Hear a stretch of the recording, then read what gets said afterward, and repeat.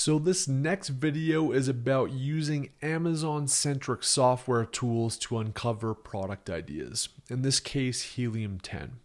I should raise a major red flag and say that I am not a huge proponent typically of using software to come up with ideas. In fact, a lot of the early days Amazon sellers, say 5, 4, 3 years ago, a major strategy was basically to come in to this product research section, go to black box, and then just hitting these like random ranges. Say, I want a product that's priced $15 to $30. I want no more than 200 reviews. And regardless of category, hitting search and then coming up with a million different ideas. Sounds great on paper because mathematically it's uncovering all of these opportunistic areas that aren't very competitive. But the problem is that they're not customer centric or even niche centric typically. So what ends up happening is that you get somebody that comes into the Amazon game for the first time, they create a generic brand, and then they just go find random products that Helium 10 based on certain criteria spit out. The problem is that you're not the only person doing that exact strategy because it was so highly taught in courses and YouTube videos. Everybody and their mom was using this approach. And so what typically happens when you use this software research method using a broad strokes approach, not focused on a niche or a customer, is that you decide that, hey, this is a great product, you source it, you launch it, and then guess what? 3, 4, 5 months later, you and like 30 other people are selling the exact same thing. And something that looked great and uncompetitive on paper, months down the line, turns out that it's hyper competitive and very difficult to make money. Everybody starts lowering their prices, the margins aren't there, and then the product is dead in the water. So for that reason, I'm really not a huge fan of using software, with a couple exceptions. Some cool changes that have come out of Helium 10 here over the last year or so. If you just come here to the product research, go to black box. If you come to this section here called keywords, what I like about keywords is that you can actually type a niche specific word or customer archetype specific word into this keyword search section here. So in this case, I'm just going to use golf again as an example.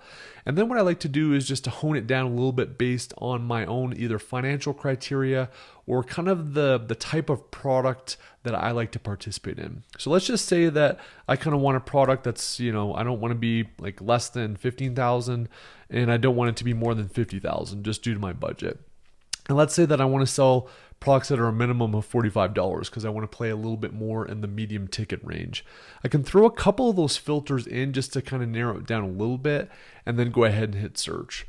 Some people will throw in minimum review counts if they want to find a less competitive category, so they might put a max of 500 reviews. You can do that.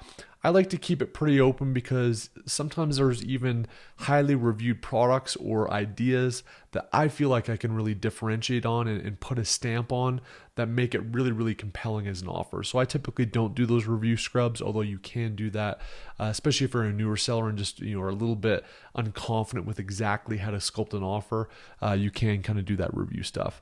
But I'll do something like that. I'll typically do the revenue range and then kind of set the price threshold that I like to sell for. I typically don't like to sell less than $30 if I can, and the higher ticket, oftentimes the better.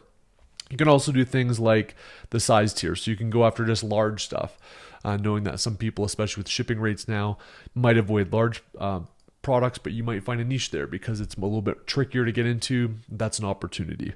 So look at the filters that make sense to you, and then I literally just kind of scroll through this a little bit, and I just kind of scan. I'm looking at what is this dollar range and what's the review count, just to kind of get an idea of something that might be interesting. All right, golf lights. I've not heard of that before. And then you basically click over here on this little 3-dot thing, and then I just go to view on Amazon. And let's see what this is. So it's golf cart lights. It's got lights for the golf holes. It's got under lights for the golf carts. It's funny. I never would have thought kind of in the golf niche, but this headlight thing could be interesting. Nothing here crazy in terms of review counts, and potentially something that we could differentiate on with like packaging and doing some cool stuff. Let's just see here what the top selling light is. All right, so these guys make lights. They're doing 9,000. These guys are doing 18,000. So not a bad product. And like super basic, right? Looks like it's a pretty basic kind of setup. It's made for the Easy Go cart. We could tap into that Easy Go kind of brand name and say that our product is compatible with. So honestly, this is one that I would at least kick the tires on. It's doing 18 grand a month. We could do something cooler with the packaging and just the photography in general. And they're not very good at keyword stuff. So that could be one that I would at least put on the list. It's worth further investigation. So that's an example of that one. Let's see if we can find any more here. Golf camo. What do we got here? Okay, 290. So this one's doing about 20 grand. Let's go ahead and view this on Amazon. Giddy up. It's like a bunch of like camo golf bags. That's interesting. Again, golf bags doesn't scare me. If you understand the customer, we can start to figure out what they like or don't like about bags, and then we can layer in that camo, which is pretty unique. There's obviously customers seeking out camo. So yeah, this guy's doing 54 grand. Let's just see his stuff here. So well reviewed, lots of options. But again, with a design aesthetic and kind of doing some unique features, I would not be scared of this. So this is another one I would throw on the list. But you get the idea, right? We're talking about kind of coming in here, scanning for interesting stuff. I never would have thought of golf camo. I never would have thought of golf lights, even though I'm a customer archetype for golfers and have a decent understanding of it. So this is the concept, right? Even if you know the customer, you know the brand that you're looking to sculpt offers around and niches around, you will generate ideas through this keyword stuff, and you can obviously adjust these criteria if you wanted as well. So some other ones that are kind of interesting. Let's just look at just a golf competitor. I think GoGo Sports was one.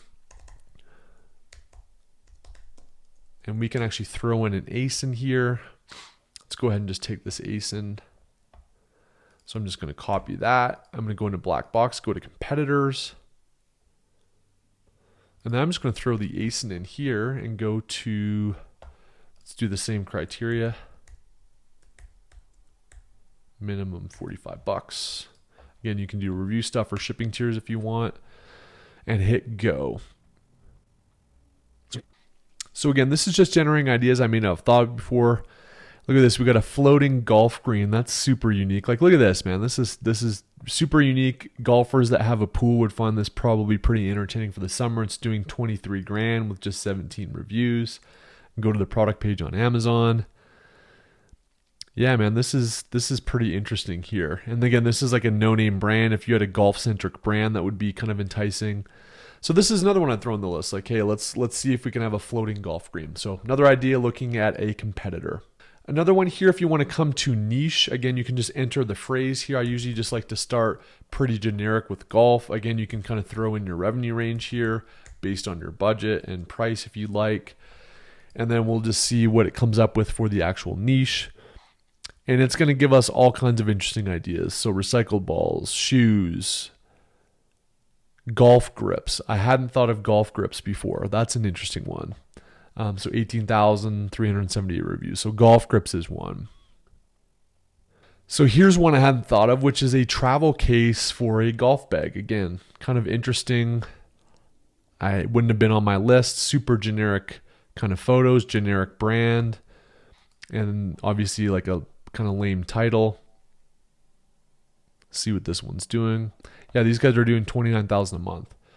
So these are a couple of the elements within Helium 10. Basically, instead of using the generic search that everybody and their mom uses, using kind of set criteria, come into keywords, look at competitive ASINs, and then look at actual niche segments using keywords that describe your customer archetype and niche, and you can generate some really cool ideas. But it involves thinking outside of the box, using strategies that most Amazon sellers won't use, using revenue targets, prices, sizing tiers, things that are uncommon because you don't want to be using the same criteria searches that a million other people are using, because that is really going to be a race to the bottom and very difficult to compete. So hopefully you got some value out of this Helium 10 software strategy for generating product ideas.